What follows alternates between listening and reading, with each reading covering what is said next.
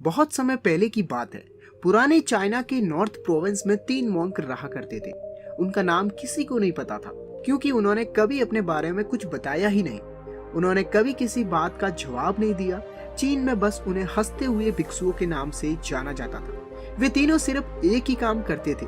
एक गांव में प्रवेश करते, बाजार के बीचों बीच खड़े होते और हंसना चालू कर देते। वे अपने पूरे अस्तित्व के साथ हंसते थे। अचानक लोगों का ध्यान उनकी तरफ खींचा चला आता और धीरे धीरे उनके चारों तरफ एक बड़ी भीड़ इकट्ठा हो जाती। वे इतनी एकाग्रता, तल्लीनता और संपूर्णता के साथ हंसते थे कि उनकी हंसी देखकर सारा गांव हंसने लग जाता।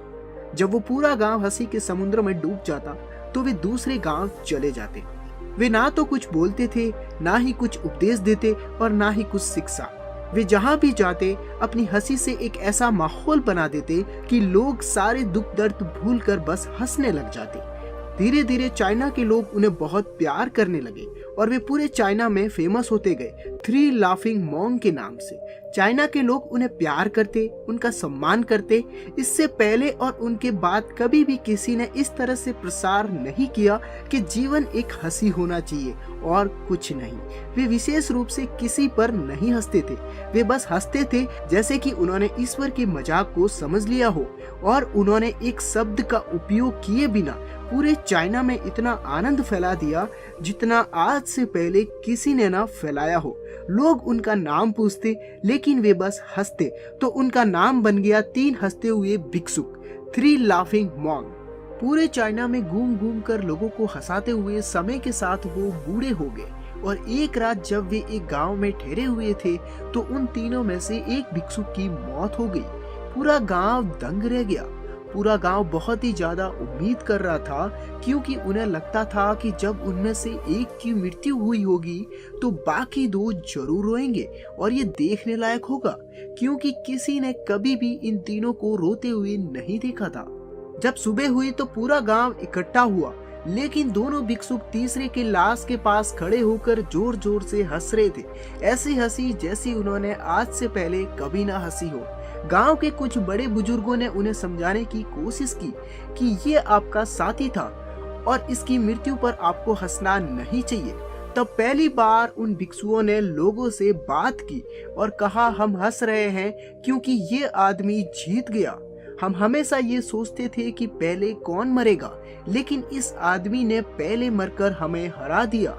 हम अपनी हार और इसकी जीत पर हंस रहे हैं। इसके अलावा ये कई वर्षों तक हमारे साथ रहा। हम एक साथ हंसे, हमने एक दूसरे की मौजूदगी, उपस्थिति का आनंद लिया। उसे अंतिम विदा देने का इससे बेहतर तरीका और क्या हो सकता है। हम केवल हंस सकते हैं, लेकिन पूरा गांव उदास था। जब मृत्यु भिक्षुक के शरीर को अंतिम संस्कार के लिए चिता पर लेटाया गया तो सारे गांव वालों को ये एहसास हुआ कि शेष 2 भिक्षुक केवल मजाक नहीं कर रहे थे, वो तीसरा जो मृत था वह भी हंस रहा था। चीन में ये प्रथा थी कि जब किसी इंसान की मृत्यु हो जाती थी तो उसके पुराने कपड़े उतार कर उसे नहला धुला कर उसे नए कपड़े पहना दिए जाते थे। लेकिन मरने से पहले उस भिक्षुक ने अपने साथियों से अपने कपड़े ना बदलने के लिए कहा था। तीसरे भिक्षुक ने कहा था, मुझे स्नान मत करवाना, क्योंकि मैं कभी अशुद्ध हुआ ही नहीं। मेरे जीवन में इतनी हंसी आई कि कोई अशुद्धता जमा हो ही नहीं सकती थी। मैंने कोई धूल जमा नहीं की है। हंसी हमेशा ताजा होती है, इसीलिए मुझे नहला कर कपड़े मत बदलना। जब उस तीसरे भिक्षुक के शरीर पे आग लगाई गई तो पूरे गांव को ये पता चला कि उस भिक्षुक ने मरने से पहले अपने कपड़ों में कुछ पुराने चीनी पटाखों को छिपा के रखा था, जो आग लगने के बाद फटकर आसमान में रंग बिरंगे कलरों में फैल गए। और ये देखकर एक बार फिर पूरा गांव जोर जोर से हंसने लगा।